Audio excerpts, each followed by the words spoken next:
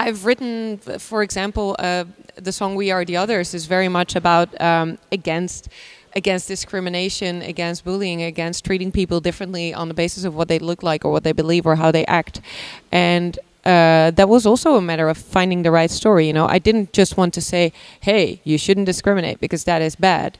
And at one point, I heard about Sophie Lancaster's story, and Sophie Lancaster was a teen who was basically beaten to death in Britain because she looked goth. I was heartbroken when I heard about it, and I thought, but this is a story that, you know, the people who listen to our music will relate to, and this is a story, if it resonates so much with me, then maybe this is the way to speak that message. So that is one example where we did kind of find a way to put that into something that works both on a creative and on a political level. And we've also done, Tell Me Mechanist, for example, is about basically about animals' ability to feel pain. And I mean, I don't eat meat, and I would never tell people like you shouldn't eat meat but it is just a way of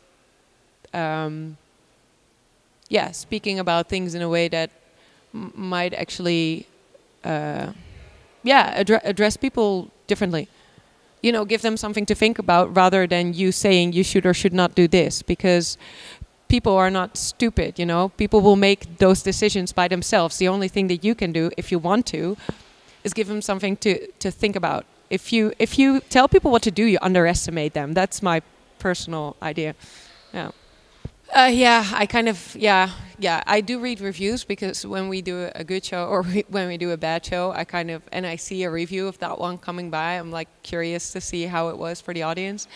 As for gossip sites, sometimes I do read them, because sometimes the comments are just so hilarious.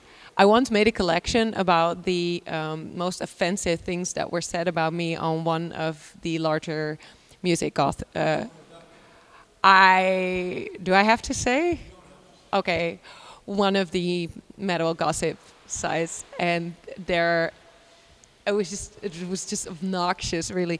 But at one point, it just becomes hilarious. Like I don't let it get to me. I just save it in my vault of, if anyone says sexism doesn't exist in the metal world, I go like, well, here you are, you know. So yeah. I will never watch that. I'm actually not. The thing is, someone put that on Wikipedia. I don't know where it comes from. I do like horror, but I like kind of most genres of movies. Really, I don't like violence if it doesn't have a purpose. Like I don't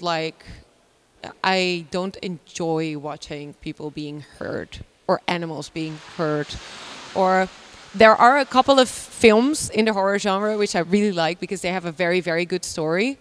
But it's not like I like horror by itself because I like to watch blood flow or something like that. It's just that I feel that it is a genre which, I mean,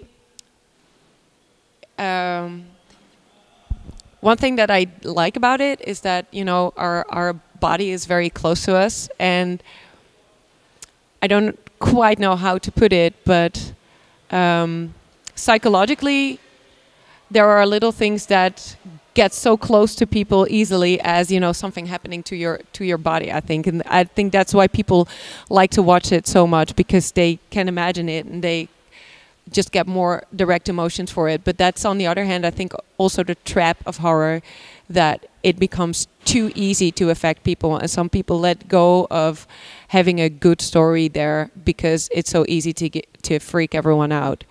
I certainly have my borders of what I like to watch and what I don't like to watch. Actually, it's fun that you'd ask, because on the beginning of this tour we had a very long discussion about this in the bus, because I said that I had never seen Saw, because I was like, why would I enjoy, you know, watching a guy saw off his leg too?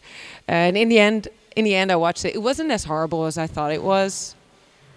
I still regret seeing Hostel. That was much worse. I think this might be our cue. Yeah.